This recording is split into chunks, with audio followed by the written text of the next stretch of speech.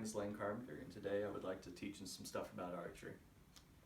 First off, the parts of your bow. You have your wheels, and then you have your upper and lower cam right here. It's what supports all the pressure on the bow. Then you have your main shaft, which contains the part you aim with. And back here on your string, not much to it. It's just a knock right back here. I'm shooting a recurve bow, unsighted, so it's free-sighted. So first off, you get your bow. What you're gonna do, if you have a piece of paracord, something like here, you want to put that on.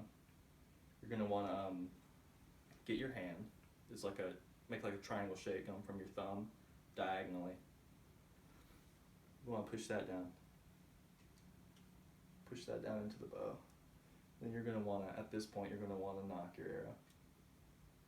The white fletching, it's usually white, or if it's not white, it's a different color than the other two. You're going to want to put that there, and then you're going to want to put 3 fingers on the bowstring.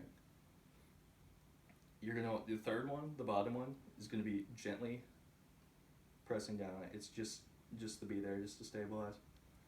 And then after that, I usually make sure my sight's right. You're going to want to press down before you release. And when you go to release, or when you go to draw, you're going to want to pull up from the ground upwards, not just straight. From the ground upwards, you're going to pull here, and then, well, this arrow is a bit short, but what you're going to want to do is right here, want to get that, it's like this little space. You want to get that, put it like right behind this jawbone. Here's what it looks like. You want to get that, put that behind there. You're going to want to open your hand, make sure it's open. And then when you go to release, I can't release it obviously. When you go to release it, you're going to want to like pan across your face. But you're not going to want to grab your bow because that's going to jar it. And one of the reasons you wear this right here is when you do release, what I do is rock my bow. That's what a lot of professional archers do in recurve shooting. And about the targets and where to aim. Of course, you want to aim for the yellow. You're going to want to hit the center. But some people are stronger. Some people are weaker. So me, for instance, last year, probably this year, I aimed a little bit below the target, about an inch under here. If this were to scale the size, a normal target's like 3 times, 4 times the size. So I might aim here and then hit the yellow. But say I wasn't as strong, for instance, and if I aimed here, right between the blue and the red, if I aimed here and hit the yellow, that's great. But if I were to hit, say, about 1 part above the yellow, what I would do is just say I was an inch above where I aimed, I'd just go an inch below. It's pretty simple. And on to the accessories you can use during archery. One of them being an arm guard. It's one of the simplest ones. It's just a piece of leather, piece of cloth. Some people use wrapping, like ankle wrapping and stuff, put it around their forearm. What this does is, whenever you're shooting, whenever you go to release the bowstring, as you can see, this is pretty close, and what a lot of newer archers do is that string coming downwards, they'll end up scraping this and doing that over and over again. Some people get like really bad bruising. Some people even like tear their skin open, bleed and stuff like that. Another kind of piece of equipment would be a piece of paracord stuff. I call them bow drops. And what these are for is so you can like rock your bow without the threat of it going too far back or it going this way, or it's keep your bow from falling is what it's for.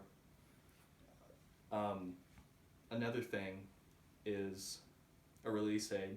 There's two kinds. One you can use in recurve shooting, the other you can't.